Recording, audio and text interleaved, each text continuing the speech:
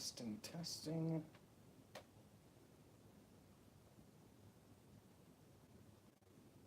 Why isn't it on the monitor?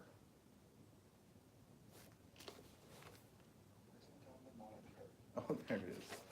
Okay, let's go ahead and mute it. Oh, there it is. Okay, go ahead and mute it.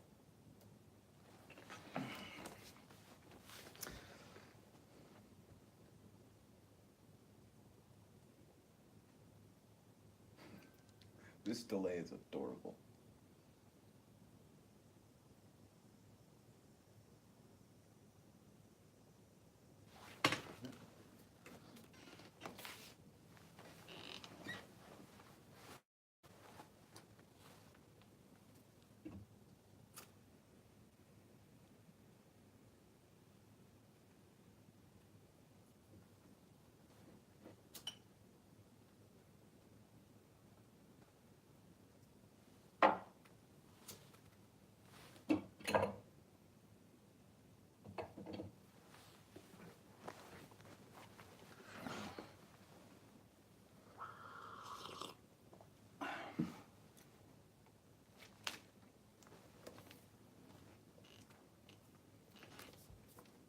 Welcome back, strangers. I shall begin by reading the description on the back jacket. The world of Beowulf is the world of heroic epic, with its legendary fights among larger-than-life figures, both human and monstrous. Its scenes of feasting in great beer halls. I have tea today, but it'll do. Presided over by kings, its accounts of bloody feuds trapping men and women alike in cycles of violence, its praise of giving riches to loyal followers rather than amassing wealth for oneself, its moments of magic, and stories of powers gained or lost, and, overall, a sense of some larger force that shapes their destinies, both individual and collective.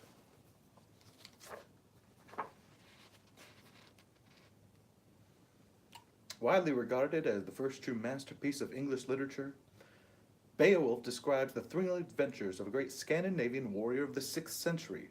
The poem's lyric intensity and imaginative vitality are unparalleled, and it has greatly influenced many important modern novelists and poets, most notably J.R.R. Tolkien, author of The Lord of the Rings. Part history, part mythology, Beowulf opens in the court of the Danish king, where every night a horrible demon named Grendel devours men in their sleep. The hero Beowulf arrives and kills the monster, but joy turns to horror when Grendel's mother attacks the hall to avenge the death of her son. Ultimately triumphant, Beowulf becomes king himself and rules peacefully for 50 years until, one dark day, a foe more powerful than any he has yet faced is aroused. An ancient dragon guarding a hoard of treasure. Does that sound familiar? Once again, Beowulf must summon all his strength and courage to face the beast, but this time victory exacts a terrible price.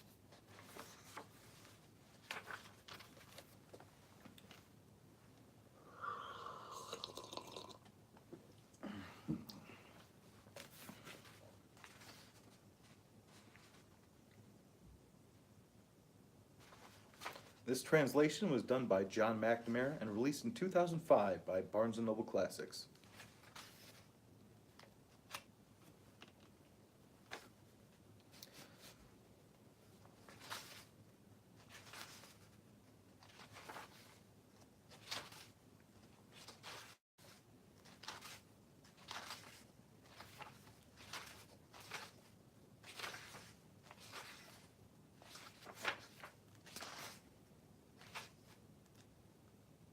Beowulf. I'll do my best on the translations.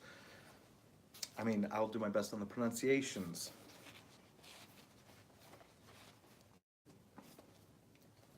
Hail! We have heard tales sung of the Spear-Danes, the glory of their war kings in days gone by, how princely nobles performed heroes' deeds.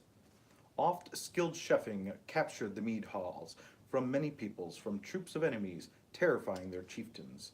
Though he was first a poor foundling, he lived to find comfort. Under heavens he flourished, with honors fulfilled, till each neighboring nation, those over the whale road, the sea, bowed under his rule, paid the price of tribute, That was a good king. And then to the king a boy was born, a son in the hall, who was sent by God as relief to the Danes, for their ruler well knew the distress of his people while long without leader before his coming. To that child the Lord of life, the ruler of heaven, gave will and honor. To skilled son Bel himself won fame. His glory spread wide among nations of the north. The young man did as he ought, won good will, while under his father he gave out great gifts, so that his dear comrades, when he became king, would then stand by him as steadfast retainers. When war came, by such deeds of honor shall a man prosper among all of his peoples. Then, still full of strengths, at his fated time, Scyld passed away, left for the Lord's keeping. Friends bore him out to the flow of the sea, as he had earlier directed his dear comrades. While as Lord of the Scyldings he still wielded words, the long-loved ruler over the broad realm. There at the harbor stood a ring-proud ship, icy and eager to set out, a nobleman's vessel. Then they laid down the beloved leader, their renowned ring-giver, in the bosom of the ship, next to the mast. There was a mass of treasures, wealth brought there from faraway lands. Nor have I heard of a ship more splendidly laden with weapons for battle and dress for war, with swords and shirts of mail. On his breast lay many of these treasures, to travel with him through the mighty power of the plunging sea. Nor did they give to him any lesser gifts from the people's treasures than did those who at first had sent him forth, alone as a child, over the stretch of the sea. Next they set over him a golden standard, high over his head, and let the tide bear him off, out over the ocean. Sad were the people, mindful of mourning. Nor, to speak truth, do any men know among wise advisers, those heroes under the heavens, who received that cargo. The king is dead, long live the king.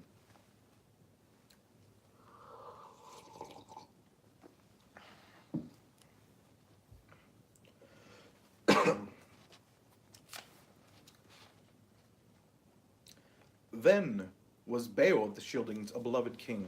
For a long time in the town forts of the people, famed among the folk, his father had passed on, that king gone from his home, till to Beo was born Halfdan the High, who nobly ruled the Scyldings as long as he lived, old and battle-fierce.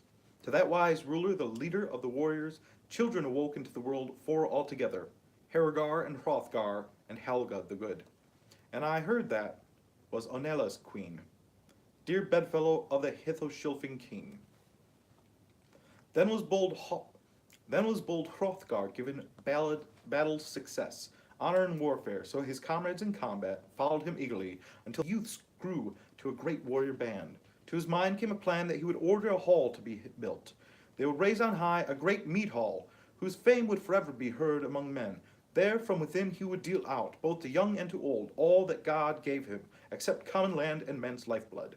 Then I have heard that many other nations throughout the Middle Earth were mustered to work, to adorn the high hall as a place for the people. As men reckoned time, it was all ready with speed, the greatest of all hall buildings. Hrothgar the king, who wielded power with words, named the hall Herald. He fulfilled his pledge, dealt out precious rings, treasures at the feast. The great hall towered, high and horn-vaulted, yet awaiting hostile flames, a most hateful fire. For it would not be long till sword heat between son-in-law and father-in-law would waken their feud among deadly hatred. Then a fierce evil demon suffered distress, long in torment, who dwelt in darkness. For day after day he heard rejoicing loud in the hall. There was music of the harp and clear song of the scop, who sang of creation, the beginnings of men far back in time. He proclaimed the Almighty created the earth, a land of beauty surrounded by seas. The triumphant one made the sun and the moon as lights to shine on all land dwellers, and clothed the corners of the world with limbs and leaves, and created life for every kind of the quick who stirred with life. Thus did loyal men live their lives in joy, happy in the hall, till that one began to work his wickedness, a fiend from hell. Grendel was the name of this ghastly stranger, famed wanderer in wastelands, who held the moors, the fens, the fastnesses. Once this unhappy beast dwelt in the country of monstrous creatures, after the Creator had condemned all those among Cain's kin. The eternal Lord avenged the crime of the one who killed Abel. For Cain got no joy from committing that wrong, but God banished him far away from mankind. From him all wicked offspring were born, giants and elves, and evil demon creatures, and gigantic monsters, those who fought God time beyond time, but God repaid them. When night grew dark, Grendel sought out the high hall to see how the Ringdanes, after beer drinking, had settled to bed. He found within a noble warrior band asleep after feasting. They knew not sorrow, the misery of men. The wicked creature, grim and greedy, was at the ready, savage and cruel, and seized in their rest 30 of the thanes. He then went from there, exulting in spoils, to seek his own home, to find his dwelling with his fill of slaughter. Then in the dawn, with the break of day, Grendel's war strength was made known to men. After the night's feasting, a lament now rose up, great cry in the morning. The glorious king, as always a noble, sat full of sorrow, the great one grieving over his lost thanes. Soon after they saw foot tracks of their foe, the cursed stranger. That struggle had been too strong, too loathsome, and long-lasting. Nor was there respite, but after one night, Grendel once more committed yet more murderous slaughter. He mourned not for his horrid deeds, he was too bent on those. Then was it easy to find one who elsewhere sought far away for his place of rest, his bed in an outbuilding where danger became clear, as the truth was told by signs of terror, the hatred of this hall stalker. Thus he held himself far off and more safe by escaping the fiend.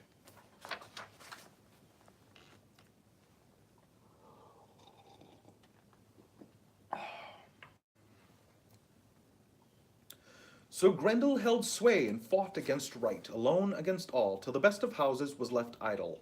A long time passed, 12 winters all told, while the Lord of the Scyldings endured great grief, every kind of woe, a surging of sorrows. Thus to the nations, both far and wide, he became known through tales sadly sung, that Grendel fought a long while against Hrothgar, waged his terrors, wicked and fearsome, for many half-years in unending strife. He did not desire peace with any warrior of the Danish host, nor to lift the life threat in return for payment. None of the Scyldings could surely expect fair compensation from the killer's hands. But the horrid monster, a dark death shadow, harried the heroes, laid in wait to ambush both warriors and youths. He held through the night the moors thick with mist, and men knew not where that hell demon would glide in his wanderings. Thus again and again this foe of mankind, this friendless horror, carried out a host of crimes, of hard humiliations.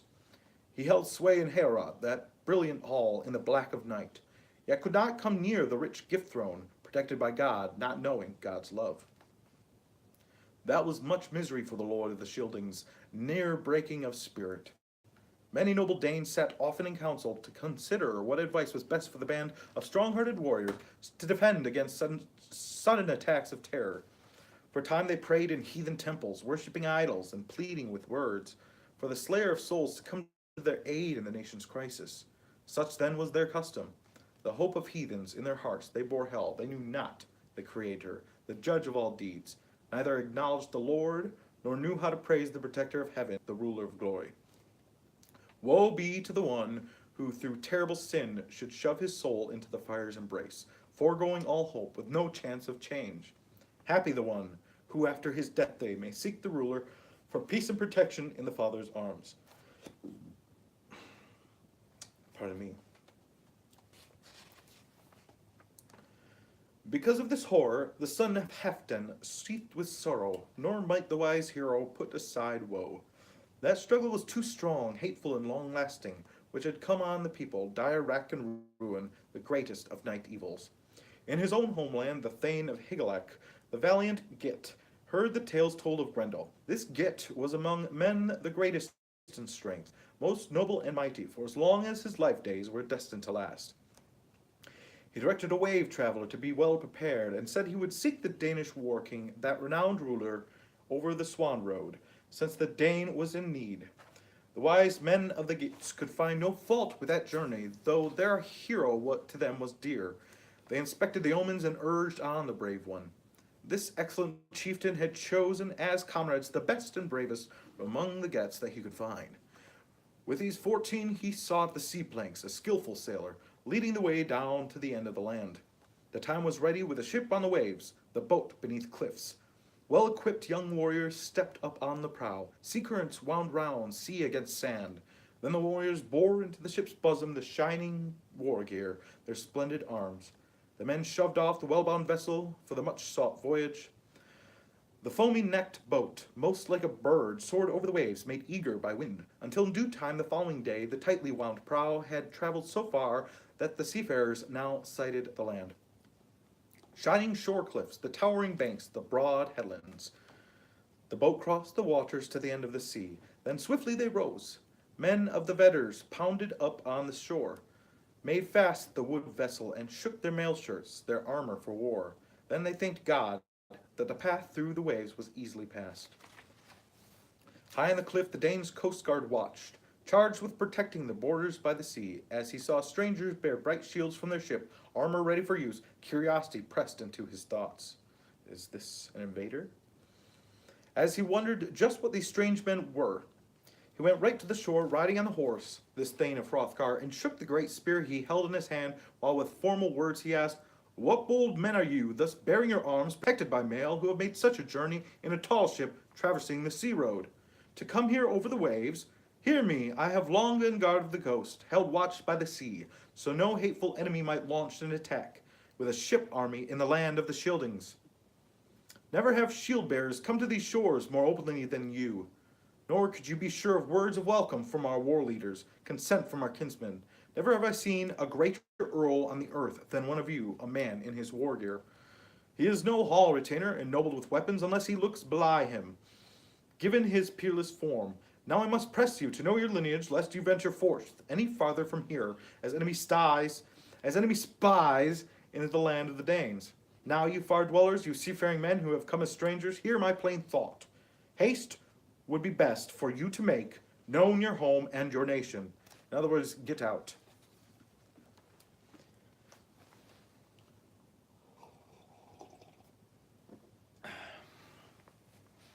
The chief among those seamen answered. The war band leader unlocked his word hoard. We have come from the country of the Geats. We and our heath companions of Higelac. My father was well known among the nations, a noble chieftain. Ecgtheow was by name. He weathered many winters till he passed away, an old man from his homeland. Every one of the wise throughout the wide earth remembers him well. In a friendly spirit we have come here to seek your own high ruler, the son of Halfdan, protector of his people. May you give us good counsel. We have come on a quest to that famous one, the king of the Danes. Nothing will be concealed, held back when we meet. Now you must know, if it has been told truly, as we have heard, that a foe of the Scyldings, of what sort I know not, a mysterious hate dealer with terror displays unthinkable evil during dark nights, humiliation and slaughter. So for this I seek to counsel Hrothgar in heartfelt friendship, how the wise and good king may overcome the fiend. If ever relief should come to reverse the terrible affliction of all these evils, and his surges of sorrow then become cooler. Or else after he will distress, a terrible fate, while towering on high, the best of halls will remain without joy. The guardian spoke, seated on horseback, a fearless captain. A shrewd shield warrior must judge the meanings of each of two things, of words and of works. Of words and of works, if he thinks clearly. I hear and judge that this is a force friendly to the Lord of the Scyldings. You have my leave to go forth bearing weapons. I will guide you. And I shall bid my band of young thanes to guard with honors against all enemies your sea-going vessel, the new tarred ship there on the sand, until once again it bears its noble seafarer over streams of the deep. In the wound wood prow to the land of the Vedders, a good people, as it may be granted by fate, that through the battle storm he may safely pass. With him they went forth. Their vessel stayed, the broad-bosomed ship, at rest on its ropes, held fast by an anchor. Images of boars shone over the helmet, cheek guards glowing with gold, flashing and fire-hard. The war-minded boar watched over life for the grim ones. The men made haste, marching together, till they might see the timbered hall, grand and gold-adorned, the greatest of buildings among earth-dwellers, of all under heaven. That hall housed the mighty king, its light shining far over many lands. The battle-brave coast guard pointed out to them the splendid hall, so they might themselves go directly there. Then this Danish warrior turned round his steed and spoke these words. The time has come for me to go. May the Almighty Father favor you with help, and grant to you a safe venture. I return to the sea to hold my watch against hostile foes. The way was cobbled, and it guided the men marching together. The war mail shone, The bright iron rings linked hard by hand, so the battle gear sang. Thus they proceeded in their awesome arms to go to the hall. The sea-weary men set down their broad shields with the powerful bosses by the side of the hall. As the men sat on a bench, the mail rang out, the battle shirts of heroes. Their spears stood tall, the weapons of warriors all gathered together. A grove of ashwoods, gray at their tips, that company of iron was honored with weapons. Then a proud Dane questioned these warriors about their origin.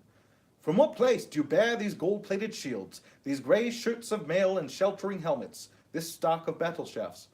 I am Hrothgar's herald and attendant. Never have I seen so many foreign men more brave in their bearing. I think you seek Hrothgar, not in haughty pride, nor as exiles without homes, but for greatness of heart. The one famed for strength, proud chief of the Vetters, answered the attendant, speaking formal words with force from his helmet. We are Higelac's drinking bowl companions. Beowulf is my name. I wish to speak to the son of Halfdan, the renowned king, your own great ruler, about my goal in coming, if he will grant that we may meet with such a gracious lord. Then spoke Hrothgar's herald, Wulfgar the Vendel, whose honor was known among many men, with his valor and wisdom. I will go unto the king to discuss with a friend and lord of the Danes, the lord of the Scyldings, giver of great rings, regarding our venture as you request. And his reply I will make known right away, whatever he wishes, to give you an answer. If you ask what is the flavor of my candles, I've got cherry, pine, and one that's just decorative and has no flavor. Flavor of tea, English breakfast with lemon and honey to keep my voice strong. That herald went quickly to where Hrothgar sat, old and most hoary, among his band of earls. That one famed for courage stood before the shoulders of the Danish lord. He knew well the customs of the court. Wulfgar spoke to his well-loved leader. To us from afar over the sea's expanse men have come from the homeland of the Geats. The warriors call their chief comrade in arms, Beowulf by name.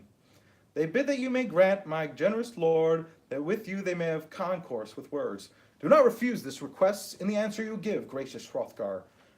Dressed in their war gear, they appear worthy of the honor of earls. Their chief is especially strong, who led these warriors to our land. Short break to refill.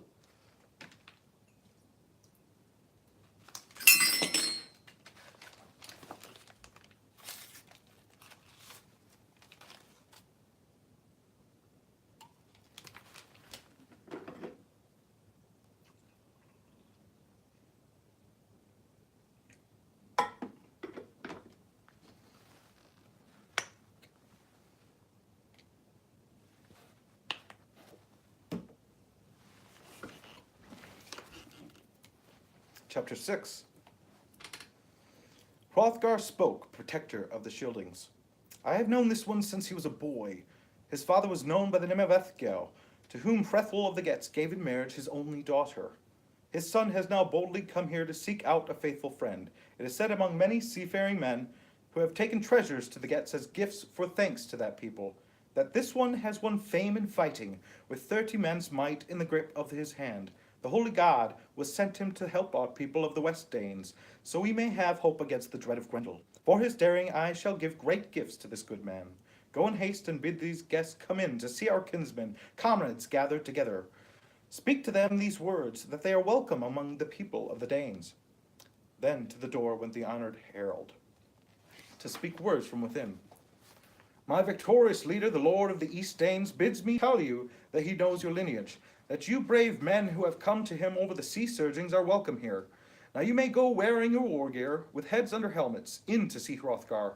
You shall leave here at rest your battle shields and your wooden spears, while words are exchanged. The mighty Get arose, and warriors with them, a brave band of thanes. Some remained in place, guards over the war gear, as directed by their leader. They quickly went as the herald led the way under Hrothgar's hall roof. The hero strode, stern under helmet till he stood on the hearth. Then Beowulf spoke, on him the armor shone, the mail shirt linked by skills of the smith. Hail to you, Hrothgar! I am Higelac's kinsman and devoted thane. Already in youth I have done many glorious deeds. Tales about Grendel have come to my ears in my own homeland. Seafaring men have said that this hall, the best of buildings, under the light of evening, becomes hidden under the cover of heaven. Then those known in my nation as the very best among the wise counselors gave me advice to look for ways to help you, Lord Hrothgar, since they knew the power of my strength, for they had watched when from battles I came, stained with blood of foes. Once I bound 5, destroyed the kin of giants, and in the sea slew water monsters at night, while in dire distress. Won vengeance for vetters, ground down hateful foes, those asked for woe. And now with Grendel, that horrid demon, I shall alone hold a meeting with the monster. Thus of you, chief among bright Danes, protector of Scyldings, I wish to ask for one favor, in the fervent hope that you not refuse me, O ruler of warriors, O dear friend of the folk, since I have come from afar, that I alone with my band of bold comrades, these brave warriors here, may cleanse Heorot. I have asked and have learned that this monster, in his reckless folly, forswears using weapons. Therefore, so that my lord Higelac may have pride in my venture, I will myself scorn to bear a sword or broad yellow shield to wage this battle. But I shall hand-to-hand grapple with this demon, and fight to the death, foe against foe. There one must trust the judgment of God as to which is carried away by death. I expect Grendel will, if he may wield power over bold men of the gates and battle hall, feed on the flesh of his enemies as he has often done. There'll be no need to cover my head, but he will have me dripping with blood if death bears me off. He will carry the corpse to gobble the gore, this long-going creature, greedy and eating, drooling in the moors. You need not be moved to fret for long over this feeding on me. If the battle bears me off, send to Higelac the best of war garments defending my breast, the hard-linked mail left to me by Hrethel, the work of Welland. Veard goes ever as it must. And in Scandinavian, Anglo-Saxon, and Germanic legend, Wieland is the weaponsmith of great skill. Veard is the Anglo-Saxon name for the force of fate.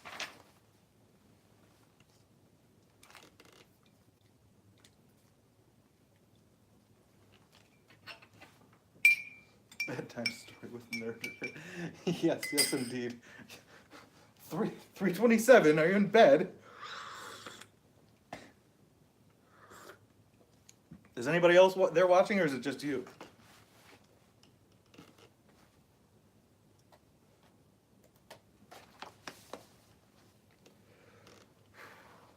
I need a towel. Work, but it's nap time. Nap time at work. You're allowed that. No, just me. Okay. Oh my gosh, it's hot in here. At least someone's keeping me company.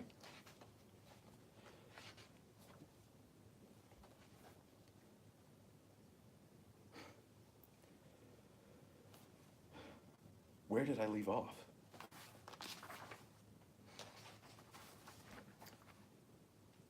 Here it is, I think.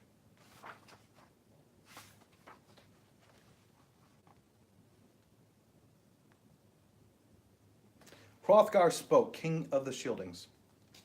For past deeds done and for past support, you have sought to find us, my friend Beowulf. Once your father brought about a great feud when he killed Hethelef with his own hand among the Wolfings and his kin in the Vetters, refused him protecting for fear of war. From there he sought the folk of the South Danes, us honor Scyldings, over the rolling waves. I was then first ruling the folk of the Danes, wielding power in my youth over widespread lands, with a stronghold of warriors. Haregar was then dead, my elder brother, from our father Halfdan. He was no longer living, thus dead, a better man than I. I then paid to settle the feud for your father. I said to the Wolfings over Welling Waters ancient treasures, and Ecgthal swore oaths to me. I now suffer great sorrow in spirit to say, before any man, what Grendel has brought to humiliate Heorot with his hateful schemes and his horrid attacks. My hall troop dwindles, now less of a warbrand. Veard swept them off to the terror of Grendel. May God quickly cut off that mad pillager from power to act. Often our warriors, when over their ale cups, made boasts during beer drinking that they in the beer hall would wait and watch to do battle with Grendel, wielding dread swords. Then in the morning was this meat hall stained with their blood in the break of day. All the hall benches were steaming hot gore from the slaughter in the hall. Still less did I have of well-loved warriors, death carried them off. Now sit down to the feast and unfasten your thoughts, unfasten your thoughts, to these gallant men as your spirits moves you. Then in the beer hall were benches cleared for the guests as a group all gathered together.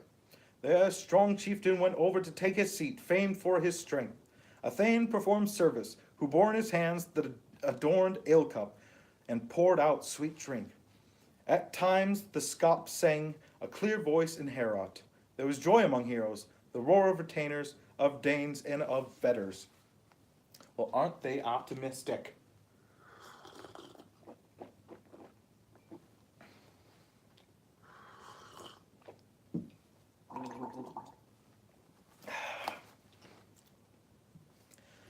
Unferth then spoke, the son of Ecgleth, who sat at the feet of the lord of the Scyldings, brought forth fighting words for him to venture of brave seafaring Beowulf was great offence, since he could not stand that any other man might earn more glory throughout Middle Earth, under the heavens than he himself. Are you the Beowulf who with Breca competed on the broad sea in a swimming contest, where out of bravado you dared ocean danger, and for foolish boasting gambled your lives in the ocean deep? Nor might any man, either friend or foe, dissuade you from that perilous plan. You two swam out on the sea, your strong arms embracing the streams, crossing the sea paths, coursing with hands, gliding over ocean. Waves welled up the wildness of winter. You both in the water's power struggled 7 nights, till he surpassed you at sea, proved stronger in swimming.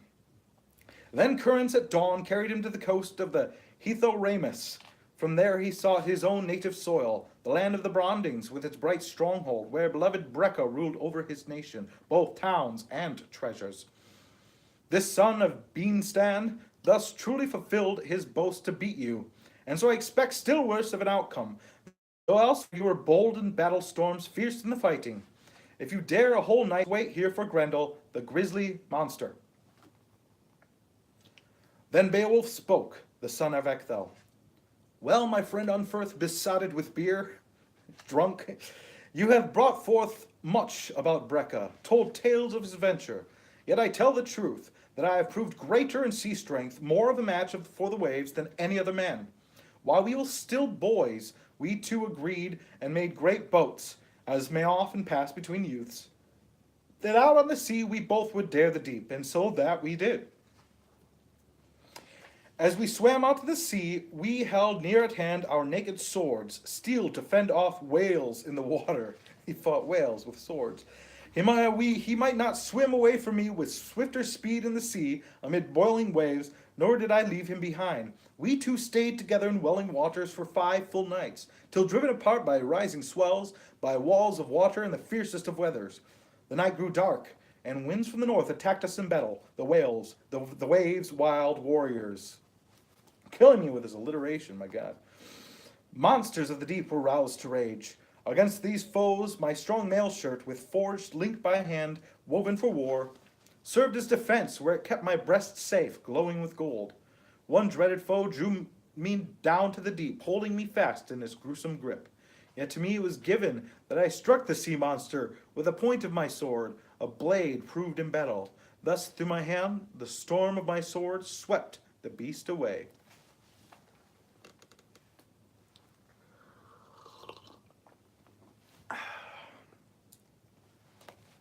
Chapter 9. Again and again these loathsome creatures pressed me severely, though I served them well with my fine old sword as it was fitting. By no means did these wicked destroyers have the joy of feasting, tasting my flesh, while seated to dine at the bottom of the sea.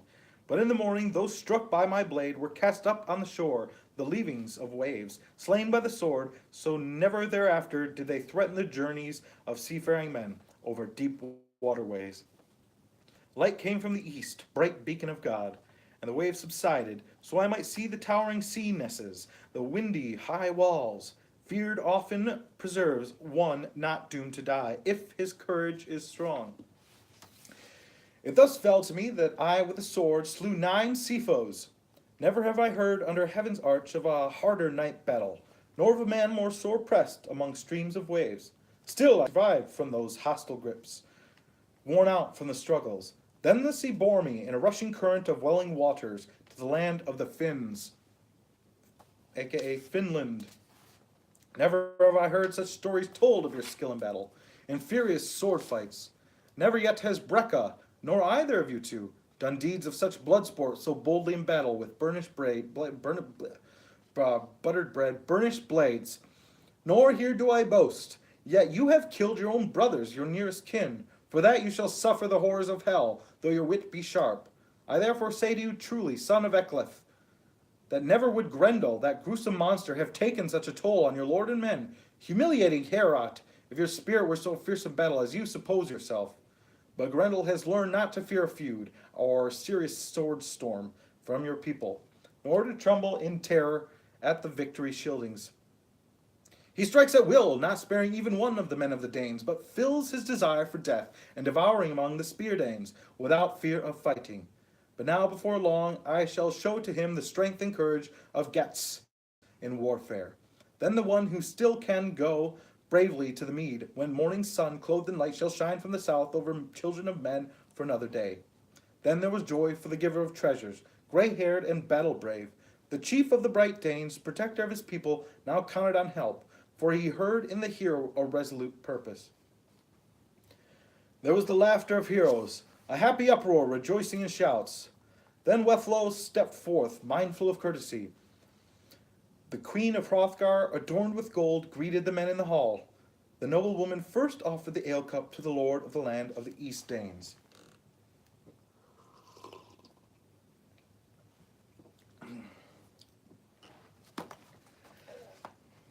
She bade him have joy in the drinking of beer, dear to his followers, and the king, famed for victory, took all he desired from the feast and the hall cup. Then the laity of the Helmings went all around to men and youths, serving each a share in precious cups, till the time came that the gold-adorned queen, in a gracious spirit, bore the mead cup directly to Beowulf. Wise in words, she greeted the Geats prince, thanked God for granting her greatest wish, that now she could trust in one truly noble to halt wicked attacks. The battle-fierce warrior took the cup held in Wealhtheow's hands, and related to her his readiness for battle. Beowulf spoke, the son of Ecgtheow. I was determined, when I set out to sea, seated in sailing boat with my band of warriors, that I would completely fulfill the wish of your people, or fall in the fight in the grasp of Grendel.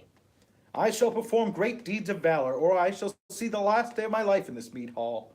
And the queen liked well these fearless words, the Geats' boasting speech. Adorned with gold, the noble's wife went to sit by her lord.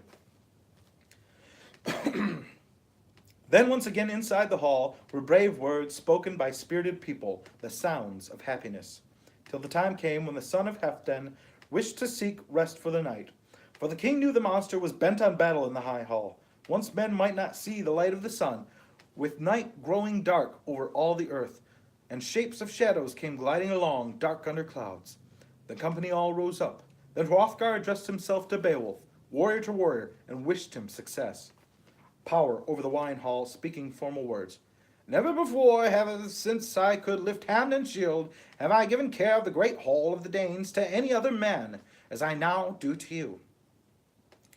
Now have and hold this best of dwellings, mindful of glory, and make known your might, guard against fierce foes. Nor will you lack reward if you survive the great task before you. 10. Then Hrothgar went out with his band of heroes. The protector of Danes departed the hall. This war chief wished to seek out Wealhtheow, his queen and bedfellow. As men have heard, the glorious ruler had set a hall guard against the full Grendel, serving special duty for the king of the Danes, keeping watch against giants. Truly, the prince of the Geats firmly trusted in the force of his strength and the favor of God. He then shook off his shirt of iron mail and helmet from his head. He gave to another his burnished sword, the best iron for battle, and ordered him to hold this war gear for now. Then the bold man, Beowulf of the Geats, spoke words of boasting before mounting his bed. I do not suppose myself any less battle-bold or less strong in the struggle than Grendel himself, so I will not put him to sleep with a sword, to rob him of life, though I readily could. He knows not of weapons, how to strike with sword, how to hew my shield, though he is renowned with his furious fighting. Now, we too in dark of night shall forego the sword, if he dares to seek war without weapon. And then may wise God, the Holy Lord, judge which side will succeed, which one will win glory, as to him seems right. Then the battle-brave Get reclined, lay his face on a cushion, and courageous seamen lay on their hall-beds all around him. Not one of them thought that from that place he might ever again return to his homeland, come to his kin, or to the town where he was reared. For they had heard that death had destroyed far too great a number of the Danish folk in that wine hall. Yet God gave to them, this band of Vedders, good fortune in war, strong help and support, so they could defeat the fearsome foe through one man's skill, his own great might. Thus the truth is made known that Almighty God has always wielded power over the nations of men.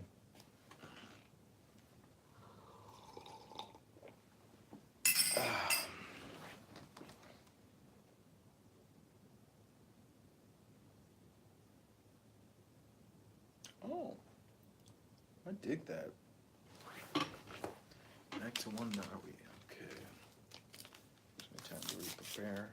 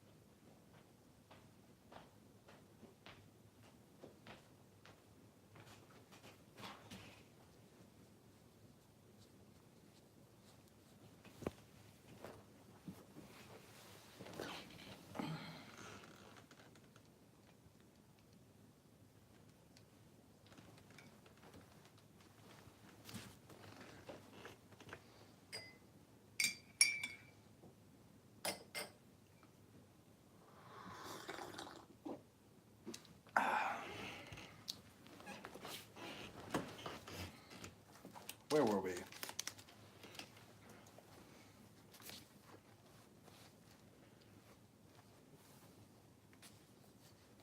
Then Hrothgar went out with his band of heroes. The protector of Danes departed the hall.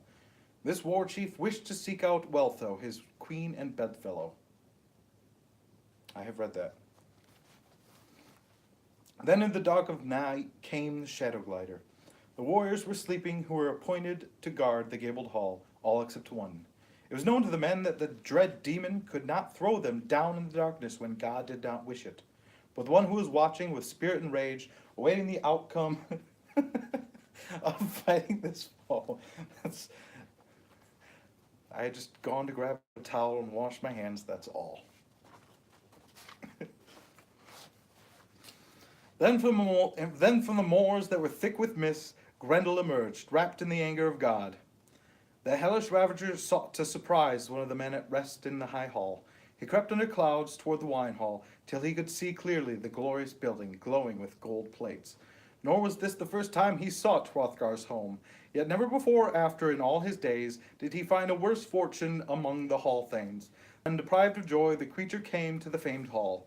When touched by his hands, the door sprang open, burst from its bands. Then bent on destruction, bulging with rage, he forced open the hall's mouth to move quickly in, a fiend trespassing on the shiny floor, his spirit filled with fire. His eye shone forth with fearsome lights much like flames. He saw in the hall a large group of heroes, a company of kinsmen all sleeping together, a brave band of warriors. His spirit exulted as the monster expected before break of day to tear life from limbs of everyone there, wreaking his terror while harvesting hope of feasting on flesh. Yet it was not his fate that he might again feed on the race of men after that night. The heroic kinsmen of Higelac closely watched how the wicked manslayer fought with such skill in sudden attacks. Nor did the demon think to delay, but for his first victim he swiftly seized a sleeping warrior and slit him open wide, biting into the body, drinking blood in streams, swallowing huge mouthfuls, till soon he had eaten the entire man's corpse, even feet and hands. Maybe I should have put an age restriction on this video. Next he stepped forth to clutch with his claws strong-hearted Beowulf where he lay at rest, the foe reaching for him to grab with his hands. The Get answered quickly, propped on one arm, he faced the attack. That devourer of men then so soon discovered that he never had met anyone in Middle-earth, even in far-off regions of the race of men, with hand grip more strong. His spirit sank, filled with fear that he could not get away. He was eager for flight, to escape into darkness, to find fellowship with devils. Never had he met such a dread encounter in his former days. The brave kinsman of Higelac then brought to mind his speech last evening and sprang to his feet to hold his foe fast till his fingers broke. The giant fought to flee, but the Get still advanced. The wicked destroyer wildly thought where to make his escape, far away from the hall, to find safety in fens, yet knew his fingers trapped in his enemy's grasp. This was a grim journey that the hellish ravager took to Heorot. The din filled the mead hall. All of the Danes, the bold warriors, were to drink this time the ale of terror. Both fighters raged in their fury. As they fought for the tall house trembled. It was a great wonder that the wine hall, the fairest of buildings, withstood the war strife, did not fall to the ground, but it was held firm, from both in and without, by iron bands skillfully fastened. Many a mead bench, adorned with gold, flew from the door, as I've heard told, in the struggle of foes. No wise warrior among the shieldings would have thought any man could by his own might so threaten to destroy the hall decked with horns, to break it apart, though might fall in fire's embrace, swallowed in smoke. New sounds rose up that were not of this earth. The North Danes recoiled at the horrible terror, as each of their troop heard a wail go up from inside the walls, the enemy of God screaming songs of despair, his cries of defeat, as this captive of hell found his wounds fatal. Beowulf won with his death grip, proved the greatest in might of any man, in that day and time during his life on earth.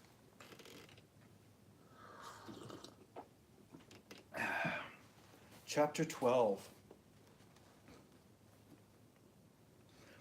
This protector of warriors did not at all wish to let loose the death bringer while still alive, nor did he count Grendel's life days of value to anyone.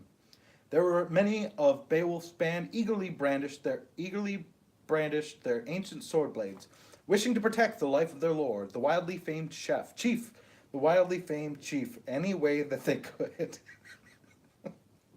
Chef. While engaged in the fray, these brave-minded warriors sought to strike at the foe from every side, but could not figure how to hew Grendel down, how to seek out his soul, nor might any war sword, not the strongest of irons in all the earth, even touch to do harm to that evil destroyer. For Grendel wove spells round all human weapons, on all swords of victory. Yet severed from life, he was fated to feel misery at the end of his days. His time on the earth and the alien terror must now embark on a far journey into the power of fiends. Then that one found out, who so often before had wrought wicked evils, terrified the spirits of the race of men. He waged war against God. That this time his fearsome strength would fail him, for his high-spirited foe, the kinsmen of Higelac, held him fast by the hand. Each hated the other, while they both lived. The dreaded demon suffered terrible torture, as his shoulder tore open, a great wound gaping as sinews sprang apart, and the bone locks burst. To Beowulf then was glory given in battle. Sick unto death, Grendel could only flee to the fen slopes, seeking his home without joy. He certainly knew that he had reached the length of his life, his number of days. But for all of the Danes, joy was renewed after the onslaught of death. The hero from afar, the kinsman of Higelac, shrewd and strong-hearted, cleansed Hrothgar's hall, saved it from sorrow. He rejoiced in his night work, a champion's great deeds. The prince of the Geats had fulfilled his boast to the folk of the East Danes, had completely relieved them from heaviness of heart, from sorrow caused by evils that they long endured, from the horrible menace they were forced to suffer, from no little affliction. That was a true trophy which the battle-brave Beowulf set before them, under the hall roof, the hand, arm, and shoulder, with Grendel's claw, all connected together.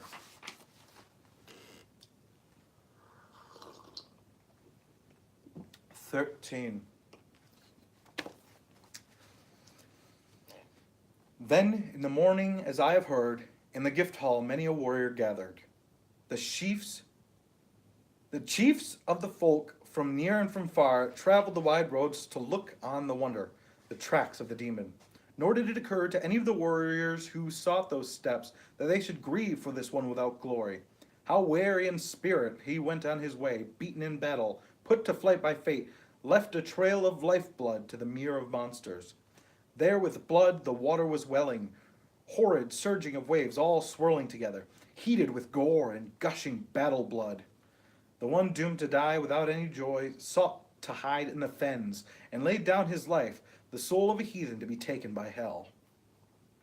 From that awful scene went the old retainers, joined by the youths, all joyful together.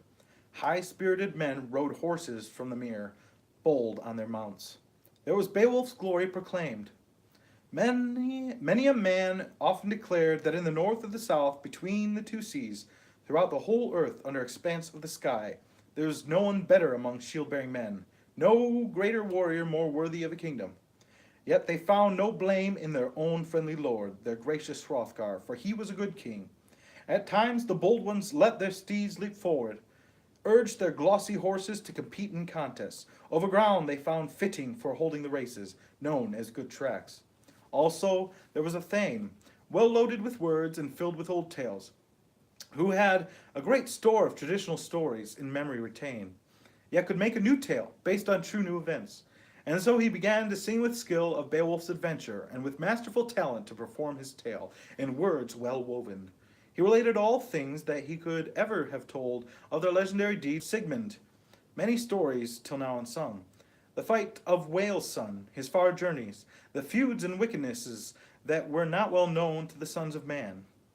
Yet Sigmund would tell somewhat of these things to Fitela by his side, uncle to nephew, as comrades in crises, ever faithful together in fights against foes, having laid low a great many of the kin of giants with their strong swords. So the fame of Sigmund spread far and wide after his death day, since the battle-bold hero defeated the dragon, the guard of the horde. Under grey rocks the son of chieftain took his chances alone, a daring deed, nor was Fitila then with him. Yet to him it was given to stab with his sword through the wondrous dragon clear into the wall where the iron struck. Thus was the dragon slain. The warrior won the prize by his boldness, so he now could enjoy the hoard of treasures however he wished. The son of Wales then loaded the sea-boat, bore to the ship's bosom the shining wealth, while the dragon melted in flames. He was by far the most famous of heroes among all the nations for his noble deeds as protector of warriors. For that he prospered, outshining Hermod, whose glory grew less in strength and bravery. Hermod was betrayed while amongst the Jutes into the power of enemies and quickly slain. The searchings of sorrow had long made him weaker among his warriors, as he had often become the source of their suffering. For often before in earlier times many a wise man bemoaned the course of that strong-minded king, had trusted in him as their relief from torments, that he as their prince would have favor of fortune, to follow his favor as king over the people, holding treasure and stronghold in that land of heroes, the home of the Scyldings. In contrast to him, Beowulf became to the Danes and all mankind a far greater friend, while Hermod waited in evil. At times, retainers competed by racing with horses along the dirt road. Well beyond dawn, the morning light had hastened forward, and many strong-minded men proceeded onward to reach the high hall to see the curious wonder, and the king himself. The guardian of treasures, great in his glory, and famed for his bounty, walked from his wife's chamber with his band of warriors, and with him his queen went to the mead hall with her own troop of maidens. 14.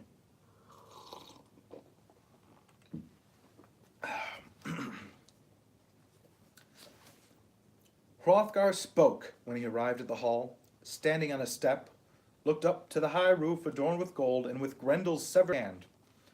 For this sight let us give thanks at once to the ruler of all. I have endured many afflictions, griefs caused by Grendel. Ever may God work wonder after wonder, as guardian of the world. Not long ago I had no reason to hope that I might receive remedy as long as I lived from any of these woes, while the best of halls stood stained with blood, gory from battle. Misery spread wide among all the wise counselors, who dared not hope they might ever defend their fortified home from fateful foes, wicked spirits and demons. Now as a warrior perform that deed through the power of the Lord, which until this time none of us could contrive how to do it ourselves. Hail to the woman who may say, if still living, that she gave birth to such a son amongst all peoples of earth, that the ancient ruler bestowed a great gift in that birth of her child. Now I tell you, Beowulf, the best of men, I wish you for my son with heartfelt love, to hold from now on in new bond of kinship. Nor will you lack any of the worldly goods that I have the power to give. Often for lesser deeds I have handed out rewards, prizes of hoard treasures, to a more lowly man, one weaker in fighting. Yet you have yourself performed such feats that your fame shall live forever and ever. May the ruler of all reward your great goodness, as he has so far. Then Beowulf spoke, the son of Ecgtheow. We have fought the fight, the test of courage, with much goodwill, braving with boldness unknown monstrous might. I would rather that you could have seen Grendel himself with your own eyes, the foe in his war gear, falling weary unto death. As quickly as I could, I tried with strong grips to bind him down to a bed of slaughter, so that he, in the powerful hold of my hands, would lie in death torment, lest his body slip away. Yet the Maker of all did not wish that I might hinder this going. I could not hold the life-destroyer hard enough, so by a great effort of strength he made his escape.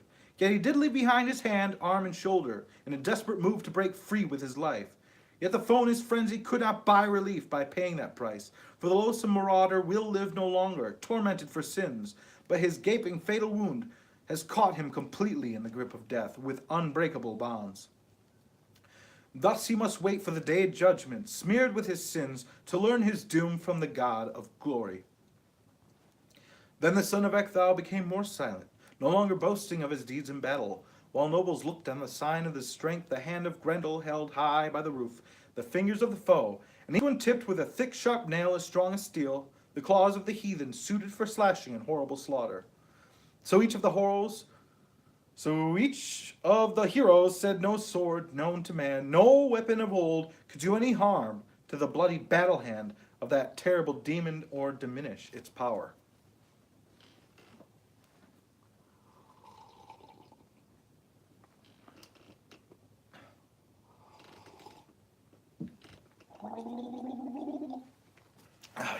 15. Then it was ordered that Heorot quickly be decorated throughout by the many hands there, both of men and of women, who made ready that wine hall, the great building for guests. Gold-woven hangings shone along the walls, most wondrous of sights, for the assembly of people staring at them in awe. That bright building had much that was broken all over inside, yet it still stood fast through its iron bands, with the door hinges sprung. Only the roof survived, completely undamaged, when the monstrous creature, fouled with horrid deeds, sought to make his flight without hope of life. Pardon me. There is no easy way to flee from one's fate, try as one may, but every soul-bearer, each child of man, each dweller on earth, is destined to seek his appointed place, compelled by necessity, with his body held fast in its bed of death, to sleep after feasting. Then was the last time fitting for the son of Halfdan to enter the hall, for the king wished to join in the festive event. Never have I heard the greater host of people bore themselves better with their giver of treasure. The glorious gathering sat down on the benches to rejoice at the feast, while in the high hall Hrothgar and Hrothulf, the son of Helga and nephew of Hrothgar, the kinsman of those strong-hearted men, drank many a mead cup in great goodwill. All Heorot throughout was filled with friends, for treacheries had not yet been performed by the people of the Danes. Then Hrothgar gave Beowulf the sword of Halfdan, and a golden standard as a sign of his victory, a shining battle banner, with helmet and armor. Many looked on as they saw the great sword borne before the hero. As Beowulf partook of the hall cup, he need not feel ashamed in front of the warriors for the splendid gifts he had been given. Never have I heard of, among many men, giving four such treasures adorned with gold, in more friendly fashion to others on ale benches. Round the crown of the helmet was a rim wound with wires. Come on, man, you're killing me. Held fast from without as a fortress for the head, so a shower of swords, blades sharpened by files, might not cause severe wounds. When bearing a shield, the warrior must go forth in battle against foes. Then the protector of earls ordered 8 horses with gold-plated bridles led forth on the floor inside the hall. A saddle made with utmost skill, richly adorned, was set on one of those horses. That was the war seat of the high king Hrothgar, when the son of Halfdan wished to engage in the play of swords. Never did his prowess fail in the forefront, where the slain fell around him. And then to Beowulf, this defender of the Danes, gave each of the gifts, conferring power over horses and weapons that were his to enjoy. Thus the renowned prince manfully paid for the glory in battle from the people's hoard, with horses and treasures, so none could find fault with his generous giving, if speaking the truth.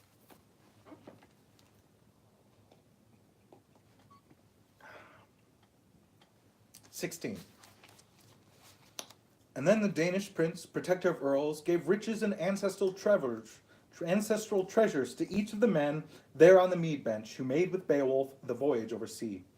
He further ordered that payment be made in gold for the man whom Grendel had wickedly killed, and wished to kill more, if he were not prevented by the providence of God and the bravery of Beowulf. The Creator has ruled over all mankind, even as he does to this day. Therefore sound thinking is everywhere best, the pondering of mind. Many shall live through the good and the bad, who for a long time live here in the world during these days of strife." Then singing and music were mingled together, performed in the presence of Halfdan's war leader, Hrothgar. Harp strings were strummed, and tales were often told as Hrothgar's scop, entertaining the hall, was moved to relate, along the mead bench, the story of Finn's sons. When fighting broke out, and the hero of the Halfdans, Nath of the Scyldings, was doomed to fall on the Frisian battlefield. Surely Hildebur had no reason to honor the good faith of the Jutes, for she was without guilt deprived of her dear ones, both son and brother, in the shield play. They were fated to fall, wounded by spears. She was a most mournful woman. Not at all without cause did this daughter of Hawk bemoan fate's command when the morning came, for then she might see under light from the sky baleful murder of kinsmen, where always before she had worldly joy. War swept away almost all the retainers of Finn, except only a few, so that he could not further engage in fighting against the battle against Hengist, Danish leader after Fnef, in that place of slaughter, nor dislodge their survivors by strength of arms. But peace terms were settled. The Jutes would provide other quarters to the Danes, a hall and a high seat, where they could have power over half, sharing the rest with the sons of the Jutes and the son of Folkwalda. At each day's gift-giving would bestow honors on the band of Danes, handing out rings to Hengist and all his troop, a great wealth of treasures plated with gold, given just as freely as those he gave to the Frisians, whom he wished to encourage in the beer hall. Then on both sides they arrived at agreement, firm treaty of peace. Finn swore to Hengist with inviolable oaths that he would accord the Danish survivors the honors determined by his wise advisers, and that not any man should break their treaty by words or by works, nor through evil contrivance should ever complain, that since the fall of their king, the Danes now followed their ring-giver's slayer. For necessity forced them. If any one of the Frisian men were to call to mind the murderous feud through foolhardy speech, then the edge of the sword should settle the matter. Men prepared for the funeral fire with precious gold brought up from the hoard. The best of heroes of the war shieldings was placed on the pyre. On top of the pyre one could easily see mails stained with blood, golden images of swine, the iron-hard boar. Many brave warriors dealt death by wounds. Many indeed fell in that slaughter. Then Hildebert ordered her son to be placed fast by Hnef on the pyre to commit to the flames, for burning the body, and with him positioned at his uncle's shoulder. The woman then wailed, sang out in her grief, as the warrior was raised up. The greatest of funeral fires wound up to the heavens, roaring from the burial mound, while heroes' heads melted. Wound openings burst, and blood sprang forth from gashes in their bodies. PG-13, I don't know. The greediest of spirits, flames, swallowed all whom war swept away, both Danes and Jutes, as they departed in life. Then the warriors went forth to seek out their dwellings, having lost their friends, to look out over Phrygia on their homes and high stronghold. Meanwhile, Hengist dwelled with Finn through the death-stained winter without any choice. He thought of his homeland. Though he was unable to sail out on the sea in his ring-proud ship, storm surges welled up, driven by great wind, and winter locked up the waters, bound fast in the ice, till another year came around, among dwellings of men, as it does to this day, forever observing the proper order of seasons without wondrous weather. Then winter was gone, the earth's bosom fair, the Dane eager to leave, the guest from his exile. Yet he gave much more thought to vengeance for treachery than he did to a sea voyage, how he might bring about a hostile encounter, since he bore in his mind the sons of the Jutes. So he did not refuse the rule of custom, when the son of Hunlaf laid in his lap a bright shining war sword, the best of blades. Its edges were already quite well known to the Jutes. Thus did brave-hearted Finn suffer a cruel fate, struck down in his home by a death-dealing sword, when two Danish warriors, Guthlef and Aslaf, just came back from the sea, complained of the treachery, blamed Finn for their woes. Such restless spirit could not be restrained. Then was the hall reddened with the blood of foes, even as Finn was cut down, the king and his troop, and the queen taken safely. The warriors of the Shieldings then bore to their ships all the house goods possessed by the lord of that land, including all the jewelry and gems owned by Finn that they could find. Then setting forth on the sea, they carried noble Hildebert back to her home among Danish people.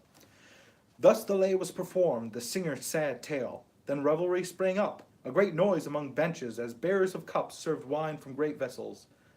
Then Wealhtheow came forth, crowned with gold circlet, where the two good men sat, nephew and uncle, who were still there at the peace, each true to each other. And court spokesman Unferth sat at the feet of the Danish king. Each one had faith that he had great courage, though with his kin Unferth lacked honor in swordplay. Then the queen of the Shielding spoke.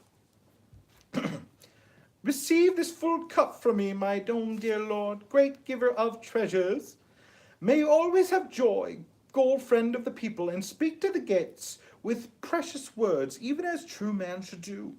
Be generous with these gates, mindful of gifts that you acquired from near and from far. Men have said that you would wish to have his hero as your son.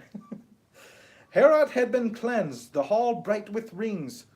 You may enjoy many riches now while you live, and leave to your kinsmen the people and kingdom when you must pass on as destiny decrees. For myself I am sure that my gracious Hrothulf will hold sway with honor over the band of young warriors, if you before him go forth from his world, O friend of the Shieldings. I believe that he will bountifully repay our own sons, if he remembers all the kindnesses that we bestowed on him to fulfill his wishes, and conferred on him honors while he was a child. She then turned to the bench where her sons were seated. Frethric and Hrothmund, among young warriors' sons, youths gathered together. The great hero sat with them, Beowulf of the Geats, alongside the two brothers. Reload, reload, reload.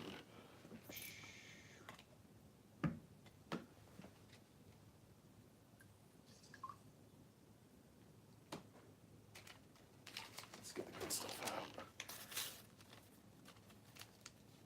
First and most famous blend flavored with a secret recipe of orange rind and sweet spice.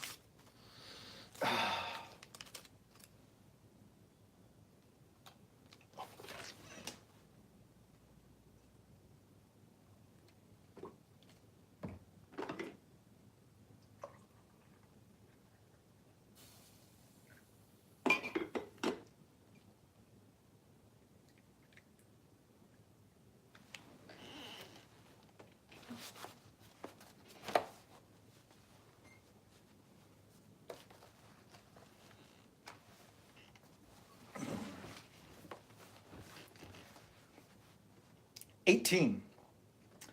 The cup was borne to Beowulf and offered to him with words of friendship, and twisted gold presented with all goodwill, 2 ornamented armbands, and a mail coat and rings, and the greatest of neck rings, as I have heard told, anywhere on the earth.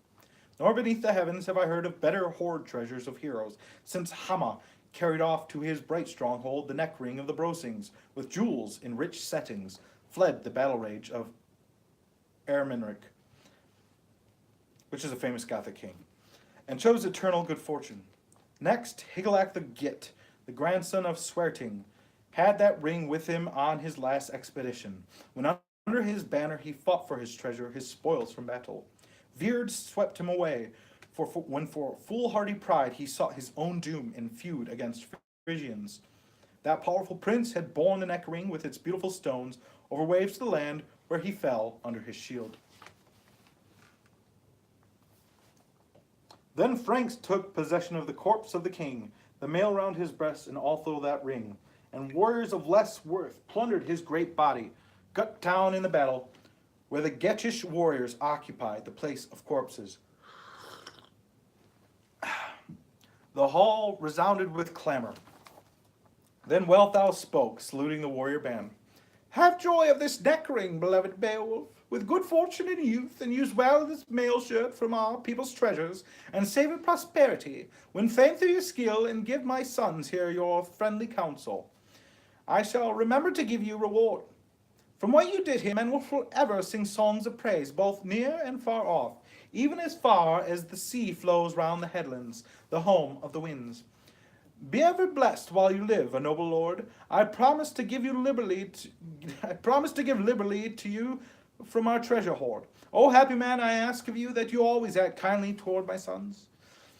Here each of the earls is true to all others, in spirit of friendship, loyal to their lord. Thanes are mixing together, in peace as a people, in fellowship of drinking. They do as I ask. She went to her seat. Then warriors drank wine, the most festive of feasting. They did not know, Veard, the grim force of destiny that would fall upon many of the earls after evening came and went. Foreshadowing. And Hrothgar departed to his own dwelling place to rest for the night. A countless number of nobles protected the hall, as they often had done in the past.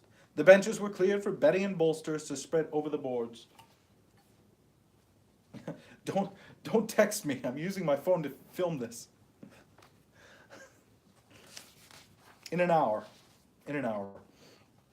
One both lively and doomed lay down in the hall. They set by their heads their broad battle shields, wood rimmed with bright iron. There on the benches, hard by each hero, arms were easy to see. A high battle helmet, a coat of ringed mail, a mighty spear shaft. For it was their custom that they were always made ready for war, both at home and in warband. So in each of those they were equally prepared, if the lord of their people should have need and distress. That was a brave band. How much further do we think?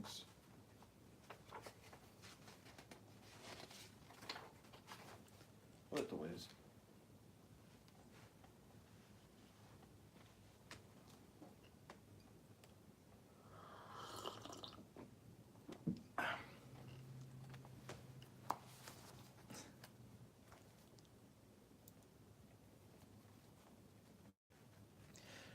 They sank into sleep. One of those sorely paid for his rest that night, as had occurred often before, when Grendel held sway in that hall of gold, ruled without right till he came to his end, death dealt for his sins. Yet it became known, widely spoken among men, that still an avenger lived on after that monster, now a long time since he met his death. The mother of Grendel, a female monster, was minded to cause misery. She was doomed to dwell in some fearsome waters, streams cold as death, since Cain had committed the brutal murder of his only brother, both with the same father. He was fated to wander, marked for the murder, fleeing the joys of men, to dwell in that wasteland. From him descended doomed spirits of old. Dread Grendel was one, that much hated outlaw who discovered in Hera a warrior on watch, all ready for battle. There the monster had seized a hold of the hero, but Beowulf bore in mind his marvelous strength, a wondrous gift which God had given him. So he counted on aid from the Almighty for help and support. Thus he defeated the demon, laid low hell's creature, and the wretched one departed. Deprived of joy to seek out his death place, a fallen foe of mankind. And now came his mother, hungering for men's death, who desired to go on a sorrowful journey to avenge her slain son. She came then to Heorot, where among the hall the ring Danes were sleeping. A reversal of fortune fell upon those men who, when the mother of Grendel penetrated within. The terror of this woman, her fury in fighting, only seemed any less when her strength was compared to a weapon man, armed with shining sword forged by a smith's hammer, adorned with blood slicing through the bore, on an enemy's helmet with its battle-proved edges. Then all over the hall men took up their sharp swords, their blades from their benches, and many a broad shield was heaved up by strong hands. They did not even think of their stout mailcoats when seized by this terror. She was in haste, wished to escape that hall to save her life, now that she had been seen. Quickly she laid hold to one of those heroes, held him fast in her grip, then rushed off to the fen. That doomed man was the nearest to Hrothgar of his noble retainers anywhere between the seas, a strong shield-bearer whom she slew where he slept, a wildly famed warrior. Nor was Beowulf there, but he was earlier assigned another resting place, after the giving of treasures to the glorious Get. Shouts cried out in Heorot. She had taken the famed hand, covered with gore, and now grief surged once more, brought again to their homes. It was not a good bargain that those on both sides were driven to deal with the lives of loved ones. Then the wise Danish king, the hoary old warrior, grew heavy in heart when he learned his chief thane was no longer living, and came to realize his dear friend was dead. Quickly Beowulf was fetched, a man blessed with victory, to the king's bedchamber. At the break of day he went with his warriors, a noble champion among his companions, to where the king waited, longing to know whether the Almighty would ever bring about change after his long spell of suffering. The war-worthy man walked across the floor with his band of heroes. The hall wood resounded, so that he could address the king of the Danes with formal words, asking if they had enjoyed an agreeable night after the evening's feasting.